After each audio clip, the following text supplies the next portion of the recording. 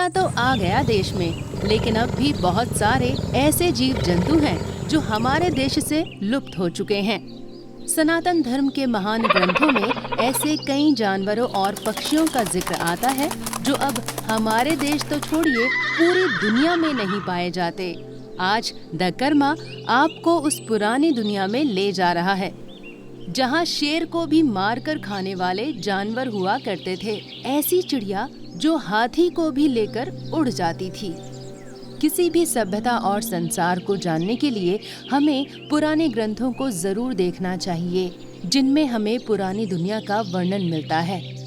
रामायण, महाभारत और कई ऐसे महान सनातन हिंदू धर्म के ग्रंथ हैं जिनमें ऐसे जानवरों और पक्षियों का जिक्र आता है जो अब हमें कहीं नहीं दिखते। तो चलिए चलते हैं सनातन हिंदू पशु पक्षियों के संसार में। एक ऐसे जानवर की बात करते हैं जो अब नहीं पाया जाता, लेकिन रामायण, महाभारत और पुराणों में उसका खूब उल्लेख हुआ है। वो जानवर था शरभ। शरभ इतना ताकतवर था कि उसकी दहाड़ से शेर और बाघ भी घबराते थे। हैरानी की बात यह है कि वो हिरण की जाति का ऐसा जानवर था जो आधा जानवर और आधा पक्षी था। शरभ एक 8 पैरों वाला प्राणी था। उसके शरीर के ऊपरी भाग पर पक्षियों की तरह पंख होते थे। इसके 2 सिर भी थे। ये क्रोंच और गंधमादन पर्वत के इलाके में पाया जाता था। ये एक बार में किसी भी पर्वत और घाटी को छलांग लगाकर पार कर सकता था। इससे शेर और हाथी भी भयभीत होते थे।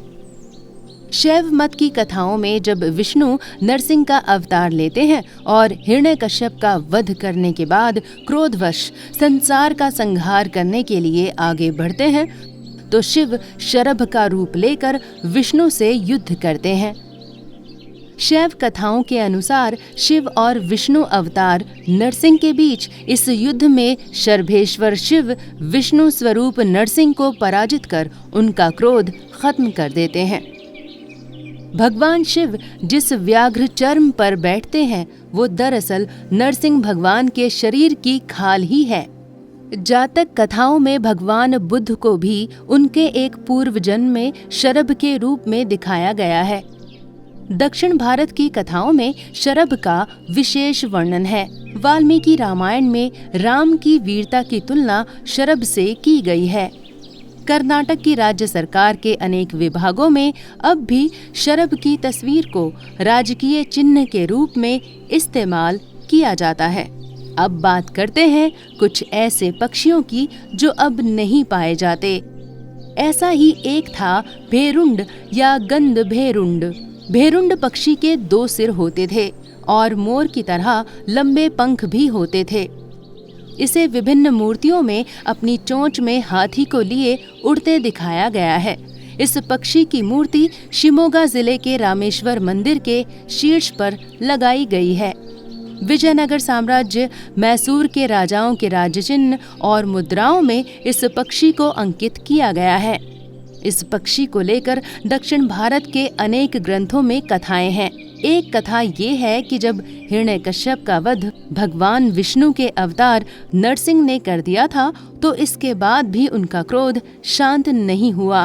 भगवान नरसिंह अपने क्रोध में इतने बेकाबू हो गए कि वो संसार का संहार करने लगे। उन्हें रोकने के लिए भगवान शिव ने शरभ के रूप में अवतार लिया। भगवान नरसिंह और शरभेश्वर शिव के बीच महायुद्ध शुरू हो गया। भगवान नरसिंह ने इसके बाद अपना स्वरूप बदल लिया और वो गंधभेरुंड पक्षी के रूप में परिवर्तित हो गए। इसके बाद ये युद्ध गंधभेरुंड और शरभ के बीच होने लगा। शैव मतों के अनुसार इस युद्ध में गंधभेरुंड के रूप में भगवान नरसिंह की पराजय हुई और शरभेश्वर शिव विजयी हुए। लेकिन वैष्णव मतों के अनुसार विष्णु स्वरूप गंधभेरुंड ने शरभेश्वर शिव को हरा दिया। अब कथा का परिणाम जो भी रहा हो, लेकिन गंधभेरुंड नामक पक्षी अब पूरी तरह से विलुप्त हो चुका है और सिर्फ कर्नाटक राज्य के राज चिन्हों में इसे देखा जा सकता है। भेरुंड का जिक्र महाभारत में भी मिलता है। लेकिन यहाँ भेरुंड को लाशों को लेकर उड़ने वाला बताया गया है। महाभारत के भीष्म पर्व में संजय धृतराष्ट्र को भेरुंड पक्षी के बारे में बताते हुए कहते हैं कि ये इतना भयानक और ताकतवर पक्षी है कि मरे हुए लोगों के शरीरों को लेकर उड़ जाता है और उसे गुफाओं में ले जाकर खाता है। तीसरा बड़ा पक्षी सिंह है। ये कोई जानवर नहीं बल्कि एक ऐसा पक्षी था जो भेरुंड की तरह ही हाथी को अपनी चोंच में लेकर उड़ जाता था। इसके बाद हम बात करते हैं गरुड़ पक्षी की। आप जानते हैं कि गरुड़ तो भगवान विष्णु के वाहन हैं। गरुड़ को पक्षियों का इंद्र भी कहा जाता है।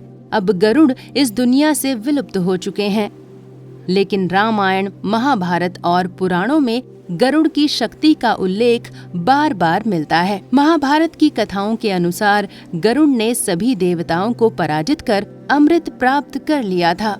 पिछले कुछ दशकों पहले तक गरुड़ झारखंड के नेतरहाट जिले में देखे जाते थे, लेकिन अब वो पूरी तरह से विलुप्त हो चुके हैं। दोस्तों, ये था सनातन धर्म का अनोखा संसार। अगर आपको हमारी वीडियो पसंद आई है तो इसे लाइक जरूर करें और हमारे चैनल द कर्मा को सब्सक्राइब करना ना भूलें। धन्यवाद।